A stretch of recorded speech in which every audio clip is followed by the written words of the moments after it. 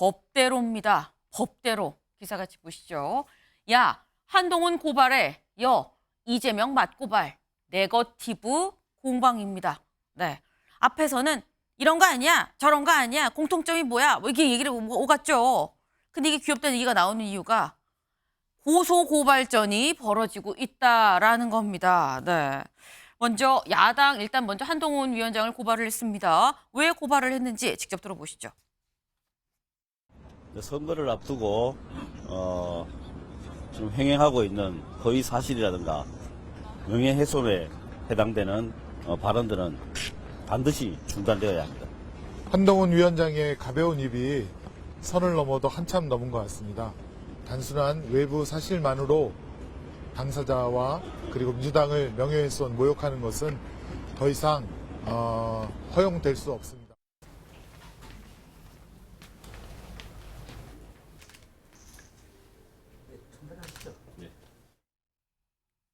네. 이재명 대표의 사천 논란, 권향엽 후보에 관련한 사천 논란에 대해서 한동훈 위원장이 한 얘기 이거 허위 사실 유포다라고 얘기를 했습니다. 그러면서 어제 고발 조치에 들어갔다라는 건데 김준욱 대변인님. 사실 한동훈 위원장이 민주당 공천에 대해서 한두 번 얘기한 게 아닙니다. 그럼 국힘에서도 한두 번 얘기한 게 아니에요. 근데 왜 이번에는 고발 조치까지 더 강하게 나가는 것이냐? 어떻게 보십니까? 이거는 이제 그동안 참고 참았던 것이 폭발한 거다. 저는 이제 이 정도로 보고요.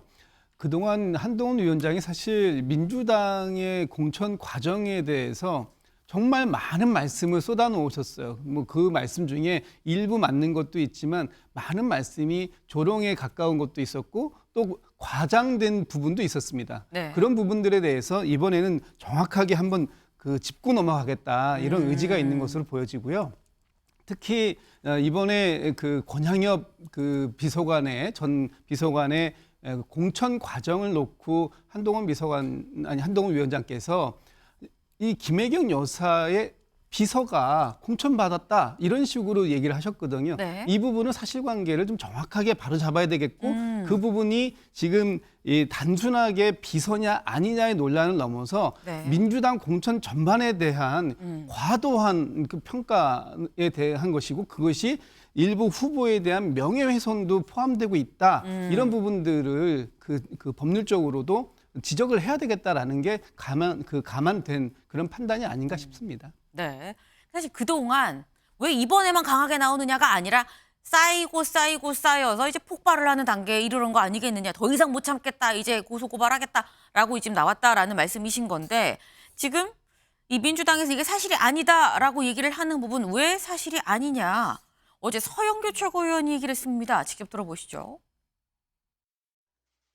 광양, 순천, 구례, 곡성의 권향엽 여성 후보. 당에서 26년간 당직자로 일했습니다. 여성국장도 했고 미디어국장도 했고 당 행정실에서 일을 했습니다. 심지어 문재인 대통령 시절 약 19년부터 20년 동안 균형 인사 비서관을 했습니다. 그런데 이 사람을 김혜경 여사의 비서라고 말을 합니까? 수행도 한 번 하지 않았어요. 국힘당 한동훈 비대위원장 법적 조치 취하고 제가 함께 일을 했던 권향엽 후보를 비하하고 폄훼한 것에 대해서 확실하게 심판하고 책임을 묻겠습니다. 네. 수행하고 그런 적 없다. 이게 무슨 비서냐라고 지금 얘기를 했습니다. 근데 지금 보면은 사천 논란 권향엽 놓고 여야 고발전이죠.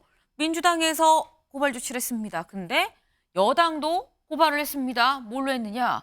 국힘, 민주당의 무고죄 맞대응.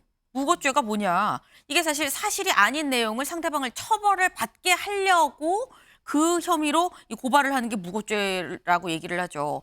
사실이 아닌데 우리 왜 괜히 왜 우리 갖고 그래? 우리도 그럼 고발할 거야. 무고죄로 맞대응을 했다라는 겁니다. 어제 전주의 의원이 이런 글을 올렸어요. 네. 이런 입장을 냈습니다. 글을 올렸다기보단 뭐라고 했냐. 민주당의 적반하장 고발에 대해 무고 및 공직선거법 위반죄로 고발을 하겠다라고 어제 입장을 내놨습니다. 네.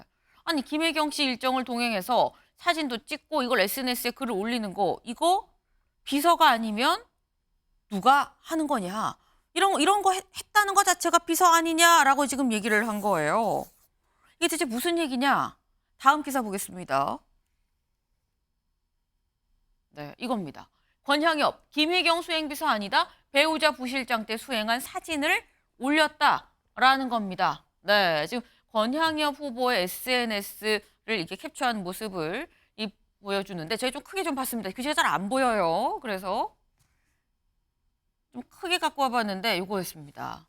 오늘은 정말 파란만장했다. 이재명 후보 배우자 김혜경님 대구 경북에서 꿈 키우는 30대 엄마들 청년 농부들을 만났다. 그러면서 이제 김혜경 씨가 이렇게 일정을 소화하는 걸 찍어서 올렸다라는 거죠. 장현주 변호사님. 네. 국민의힘에선 아니 일정 같이 가서 사진 찍어서 이렇게 SNS에 올린 이게 수행하는 비서 역할 아니야? 라고 얘기를 하고 있거든요.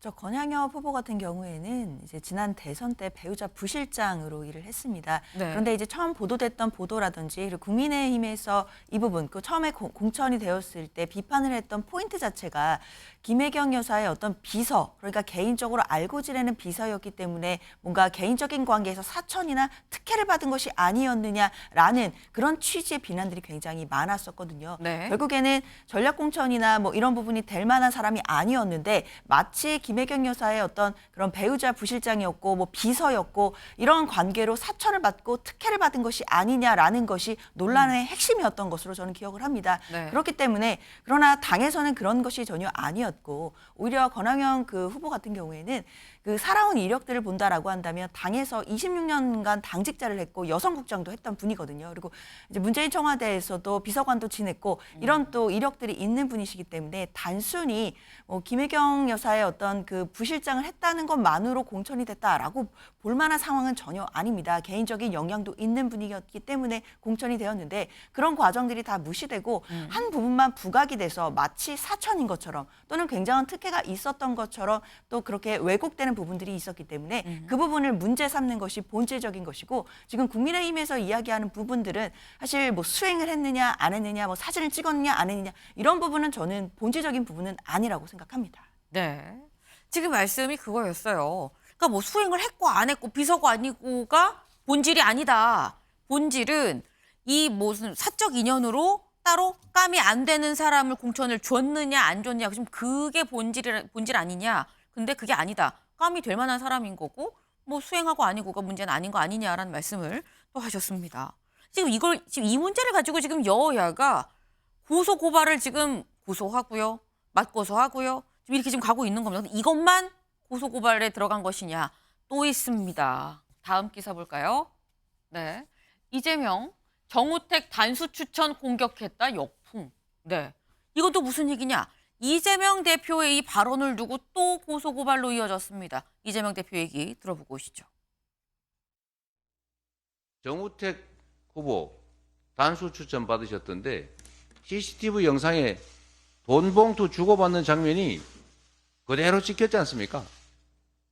변명이 또 가관입니다. CCTV 찍히는 그 장면에서는 분명히 돈을 받았는데 CCTV 없는 데서 돌려줬다고 합니다. 그리고 돈 봉투를 준 그 업자는 돌려받은 일이 없다고 지금 주장합니다.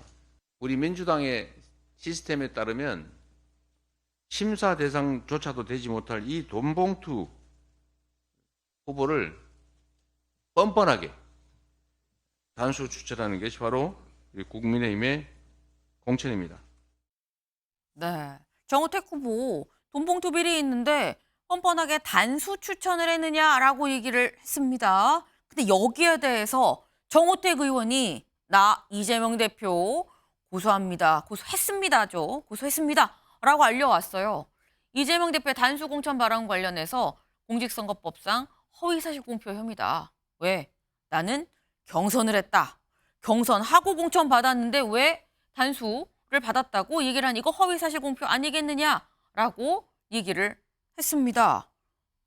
지금 사실 이렇게 보면은 경선을 했는데 단수 추천이라 얘기하면 좀 명백한 명백하게 좀 잘못 얘기한 부분이 있는데 그래서인지 이재명 대표 SNS에 어제 이런 글을 올렸습니다. 정우택 후보께서 단수를 공천받으신 걸로 잘못 알았습니다. 제 발언은 착오에 기인한 실수이므로 정중히 사과합니다. 네, 김은영 대변인님. 네. 이재명 대표 굉장히 빨리 사과했습니다. 사과하면은 고소고발도 이렇게 취하되는 겁니까? 어떻게 되는 겁니까? 자, 그건 정우택 의원님이 어떻게 하실지는 정확하게 모르겠는데요. 네. 근데 이재명 대표가 저게 계속 아까 앞서 말씀드렸다시피 급한 겁니다. 급해서 그런 겁니다. 지금 사천 논란 계속 일어나고 내부 갈등 수습 못하고 있는 상황이니까 네. 급해서 지금 조급함에 의해서 제대로 확인을 못하고 저는 큰 실수를 한 거라고 보고 있고요. 지금 국민의힘 입장에서는 시스템에 맞춰가지고 정우택 의원님은 정확하게 경선 후보자가 되셔서 경선 절차를 정정당당하게 가점받을 거, 감점받을 거 다 받아서 정정당당하게 공천되셨다. 그렇게 말씀드리겠습니다. 네, 지금 이재명 대표가 좀 급한 것 같다라고 말씀을 하셨는데 김진욱 대변인님. 지금 이 사안은 역시나 또 본말이 전도됐다. 저는 이렇게 봅니다. 좀 전에도 우리 장현주 변호사께서 그 권양엽 후보자에 대한 논란의 그 본질이 뭔지를 잘 말씀해 주셨지 않습니까? 비서 역할이 했느냐 안 했느냐가 아니라 네. 이 사람이 비서 역할이라는 프레임으로서 사천의 그런 특혜를 받은 거 아니냐라는 게 문제의 본질이었듯이 지금 이재명 대표가 단수냐 경선을 통해서 공천이 확정됐냐를 강조한 것이 아니고 문제는 정우택 그 지금 후보께서 돈봉투를 CCTV가 보여지는 데에서 수수했다. 이게 지금 문제의 본질 아니었냐라는 걸 얘기하는 거예요. 그리고 단순하게 말의 실수에 의해서 단수 공천이었다라고 얘기한 것에 대해서는 빠르게 사과를 했어요. 그러니까 어떤 것을 문제의 본질이냐 볼 것이냐에 대해서는 좀 정확하게 좀 얘기를 해야 되는 게 맞다 이렇게 보이고요. 그 정치인들이 이렇게 단순하게 실수하는 경우가 많습니다. 어제 원희룡 후보께서도 얼짱 정치인 뭐 이렇게 해가지고 뭐 이렇게 그 하나 쓰셨던데 네.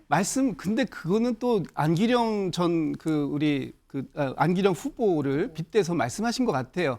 차은우 씨 관련해서 그때 안기령 그 후보는 잘생긴 얼짱 정치인을 얘기한 게 아니고 본인의 이상형을 얘기한 거예요. 그렇기 때문에 이런 식으로 아주 사소한 그 실수를 말꼬리 잡아가지고 얘기하기 시작하면 진짜 이 고소고발이 넘쳐날 것이다. 그래서 이런 것에 대해서는 빠르게 인정할 건 빠르게 인정하고 네. 아닌 건 아닌 거대로 가야지 어떤 하나의 프레임으로 자꾸 가두어 놓으려고 하는 거 이거 자체가 문제다. 저는 이렇게 말씀드리겠습니다. 네. 이렇게 자꾸 뭐 꼬리잡기처럼 고소고발하면 고소고발 넘쳐나는 거 아니냐라고 하셨는데 이미 좀 상당히 넘쳐나고 있는 상황으로 보여지긴 합니다. 김철현 위원님. 근데 지금 말씀이 본말이 전도됐다라는 말씀을 하시거든요. 근데 일단 제가 볼 때는 그 이재명 대표의 어떤 정치 미숙이라는 부분들이 자꾸 드러나고 있는 부분이거든요. 이번에도 보면 총선 자체란 총선의 큰 틀을 해보지 않았기 때문에 이번 공천 관리에서도 굉장히 문제점들이 발생하고 있는 거고요. 제가 볼 때는 당대표가 저렇게 쉽게 SNS에 사과문을 올리는 걸 처음 봤거든요. 어떻게 보면 이재명 대표 같은 경우는 지금 제가 볼 때 보좌 인력에 좀 문제가 있는 것 같은데 첫 번째 보면은 권성동 의원의 채용 비리에 관련된 부분도 대법원에서 무죄를 받았기 때문에 네. 그 채용 비리 부분을 얘기할 게 없는 겁니다. 두 번째는 그 원희룡 후보를 향해서 양평 고속도로도 뭐 이 노선이 변경됐다 그러는데 그거는 그 장관 취임하기 전에 일어난 일이기 때문에 거기에 대해서도 허위 사실로 또 고발이 된 상태거든요. 그 마지막에 보면은 이 정우택 의원 같은 경우도 마찬가지고요. 이게 제대로 알지 못한 부분이 있는데 그건 제가 볼 때 그 이재명 대표 어떤 정치 미숙도 있지만 그것을 보좌하는 보좌팀에도 상당히 이 메시지 관리에 문제가 있지 않느냐 이렇게 보이는 거고요. 또 이번에 이 고발 고소 사건의 전체적인 틀이 보면 견향엽 이 부분에서 벌어났는데 이번 같은 경우에는 사실 당직자도 오래 하고 있기 때문에 깜냥은 됩니다. 근데 문제는 뭐냐면 이번이 동행을 했냐 수행을 했냐는 건데 SNS에 따라가서 하면 배우자실의 부실장이면 보좌 인력이거든요. 그래서 이게 본인은 수행이 아니고 동행이라고 하는데 네. 동행이라고 하는 건 같은 급을 얘기하는 거죠. 예를 들어 국회의원 부인이 만약에 그 김혜경 이 배우자하고 함께 후보 부인하고 함께 움직였으면 그 동행이지만 보통 배우자실에 소속된 부실장이 따라다니면 그건 수행이라고 봐야 되는 거거든요. 그러니까 비서가 되는 거고 그 비서가 왜 갑자기 이 전남에서 여성 전략 특구로 지정되고 거기서 단수로 됐냐 한 거기에 대해서 왜라는 부분에 대해서 답을 못 주기 때문에 김혜경 여사에 대한 사천 논란이 벌어지는 거고 이재명 대표가 결국 보니까 이 김혜경 여사 얘기만 나오면 네. 아마 아킬레스건인 것 같아요 보니까 그동안에는 어떤 질문에 대해서 답변을 잘하지 않고 동서답을 했는데 이번에 김혜경 여사가 나오고 나니까 결국 또 양평 고속도로에 대한 문제를 제기하는 걸 보면 이 김혜경 여사가 상당히 법화 문제로 법화 유용 때문에 어떤 재판도 받고 있고 또 수사를 받아야 되는 입장인데 앞으로도 김혜경식 사천이라든가 어떤 김혜경 리스크가 이번 총선에서 굉장히 중요한 문제가 될 수도 있다는 부분들을 이재명 대표도 어느 정도 인식을 하고 있는 거 아닌가. 거기에 대해서 사전적으로 조금 적극적으로 대응한 부분이 있지 않나 이렇게 보입니다. 네. 지금 본말 전도 아니냐라는 얘기에 본말 전도라기보다는 이재명 대표 옆에서 보조하는 사람들의 문제다. 왜 이렇게 별거 아닌 거가 자꾸 이렇게 팩트가 틀리게 집에서 보좌를 잘 못하는 거 아니냐. 뭐 그런 말씀을 지금 하셨어요. 그러면서 지금 김혜경 씨 관련해서도 지금 발끈발끈하고 있는 거 아니냐라는 취지로 지금 말씀을 하셨습니다. 지금 보니까 뭐 쉽게 풀릴 수 있는 상황이 아니에요. 저희 지금 스튜디오 안에서도 생각이 지금 완전히 극과 극으로 지금 약간 나뉘고 있는 그런 상황입니다. 근데 아까 얘기 중에 나왔죠. 지금 원희룡 장관 얘기도 좀 계속해서 나오고 있습니다. 아까도 사실 원희룡 후보죠, 있죠. 원희룡 후보가 SNS 글로 뭐 이재명과 유동규의 공통점 제가 얘기할 때 잠깐 나왔는데 요번에도 등장을 했습니다. 네. 왜 등장을 했느냐 이런 글을 올렸어요. 인천 계양을 관련해서 국토부 장관 취임 전에 일어난 일을 제가 확 바꿨다고 하신 거 이거 나중에 기억 안 난다고 하시지 않겠죠? 라고 하면서 고발장을 제출했다는 걸 찍어서 올렸습니다. 이게 대체 무슨 얘기냐? 직접 영상으로 보고 오시죠. 양평 고속도로를 갑자기 대통령 처가 땅 근처로 확 바꿔버린 원희룡 국토부 장관, 무관한 척하지만 지금까지 책임이 있는 것으로 드러나고 있지 않습니까? 지금 인천에서는 그런 걱정을 합니다. 이 GTX 노선 또 휘는 거 아닐까? 여러분은 걱정되지 않으십니까? 국가 권력을 이런 식으로 사적으로 남용한 의혹이 있는 이런 후보들을 또 단수로 또 과감하게 추천합니다. 네. 원희룡 전 장관, 그러니까 장관 지금 후보지만 국토부 장관 때 양평 고속도로 장관 때 이거 노선 휘게 한 당사자 아니냐라고 이재명 대표 얘기를 했습니다. 근데 여기에 대해서 원희룡 후보 허위 사실이다라고 얘기를 하면서 지금 고발장을 제출을 했다라는 거죠. 근데 지금 보면 아까 말씀 중에 나왔어요. 내가 장관하기 전에 바뀐 건데 왜 내가 바꿨다고 얘기를 하냐라고 얘기하는 것 같습니다. 장현주 변호사님. 네. 그렇죠. 일단 이 양평 고속도로 의혹 같은 경우에는 또 작년에 굉장히 큰 또 논란이 되었었던 건 분명한데요. 특히 양평 고속도로 관련돼서 이제 김건희 여사의 일가의 땅과 관련된 의혹으로 확대가 됐었을 때 다 기억하시겠지만 당시 주무부 장관이 원희룡 장관이었습니다. 당시 양평 고속도로를 뭐 사업을 전면 중단해서 굉장히 국민들께 많은 충격을 주었던 것 다들 기억하실 거라 생각이 듭니다. 그 관련된 논란이 다시 정치권에서 한복판에 꺼내져 나오는 것 저는 원희룡 전 장관에게 어떤 도움이 될지 잘 모르겠거든요. 그렇기 때문에 지금 여러 가지 정치 공세들이 있을 수 있고 앞으로 선거전이 본격화되게 된다라고 한다면 뭐 여러 가지 뭐 네거티브들도 난무할 수밖에 없는 상황 될 것 같은데요. 네. 그 과정에서 원희룡 전 장관이 먼저 양평고속도로 관련된 발언을 고발하는 것 자체가 저는 총선 전략에서 봤을 때도 별로 도움이 되지 않을 것 같은데 굳이 고발을 하셔서 법적 쟁점을 만들고 또다시 이슈를 확대하는 것 사실 선거 전략상 별로 도움이 될 것 같지는 않다라는 말씀 드리겠습니다. 네. 김인영 대변인님. 지금 양평고속도로 이슈 본인이 장관할 때 굉장히 좀 논란이 컸었는데 이걸 굳이 고소고발하면서 다시 키우는 게 이게 전략상 원 후보한테 좋은 거냐라는 말씀을 또 하셨어요. 근데 아까 제가 이미 앞서 말씀드렸는데 이재명 대표가 GTX 얘기를 했지 않습니까? 네. 이 GTX가 지금 연계되어 있는 지역, 지나가는 지역이나 예정된 지역구 입장에서는 굉장히 민감한 이슈거든요. 그런 이슈를 건드리면서 이재명 대표가 지역 선거까지 영향을 미쳤기 때문에 원희룡 후보 입장에서는 당연히 저렇게 할 수밖에 저는 없다고 보고 있고요. 그리고 지금 원희룡 후보 같은 경우는 이재명 후보가 민주당 당대표로서의 운영 자체가 그렇게 정직하지 못하고 있다는 점도 부각하고 싶은 것 같습니다. 그런 점에서 저는 전략적으로 무조건 틀렸다라고 보기는 어렵다고 보고 있습니다.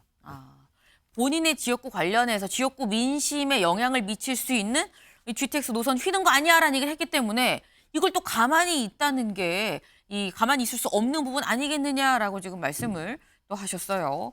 근데 지금 문제는 또 이런 생각이 듭니다. 지금 굉장히 많은 고소 고발들이 오가고 있죠. 일단 총선을 한 달 앞둔 지금 많은 고소 고발장이 지금 다 접수가 되고 있는데 선거가 끝나고 이렇게 되면 법원은 또 얼마나 바빠지겠느냐라는 생각도 듭니다. 여의도 이슈가 서초동까지 가는 게 과연 옳은 일인지 유권자들도 같이 좀 생각을 해볼 부분이 아닌가 싶네요. 네. 저희가 준비한 소식 오늘 여기까지입니다. 오늘도 좋은 하루 보내세요.